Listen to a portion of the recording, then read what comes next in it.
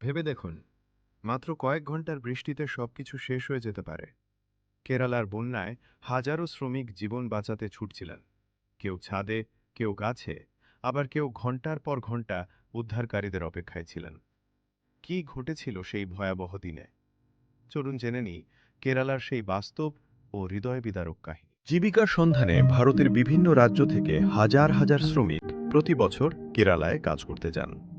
কেউ নির্মাণ কাজে, কেউ কারখানায়, আবার কেউ হোটেল বা ছোট বড় প্রতিষ্ঠানে কাজ করেন। পরিবারের মুখে হাসি ফোটানোর স্বপ্ন নিয়েই তারা বাড়ি ছেড়ে দূরে পাড়ি জমান। কিন্তু এক বর্ষাকালে টানা কয়েক দিনের প্রবল বৃষ্টিতে কেরালার বহু এলাকা ভয়াবহ বন্যায় প্লাবিত হয়। নদীর পানি দ্রুত বেড়ে যায়, রাস্তাঘাট ডুবে যায়, পাহাড়ি এলাকায় ভূমিধস শুরু হয়। অনেক শ্রমিক কর্মস্থলেই আটকা পড়ে যান। বাইরে বের হওয়ার কোনো উপায় ছিল না।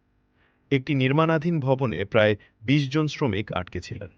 নিচতলা পুরো পানিতে তলিয়ে যায়। বিদ্যুৎ সংযোগ বিচ্ছিন্ন হয়ে যায়। খাবার ও বিশুদ্ধ পানির সংকট দেখা দেয়। মোবাইলের চার্জও শেষের পথে। পরিবারকে ফোন করে অনেকেই শুধু বলেছিলেন, আমাদের জন্য দোয়া করো। খবর পেয়ে স্থানীয় মানুষ, স্বেচ্ছাসেবক, দমকল বাহিনী এবং উদ্ধারকারী দল দ্রুত অভিযান শুরু করে।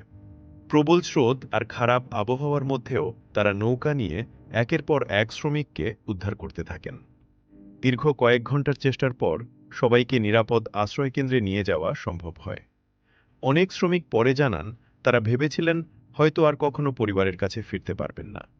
কিন্তু স্থানীয় মানুষের সহযোগিতা ও উদ্ধারকারীদের সাহসিকতায় তারা নতুন জীবন ফিরে পান।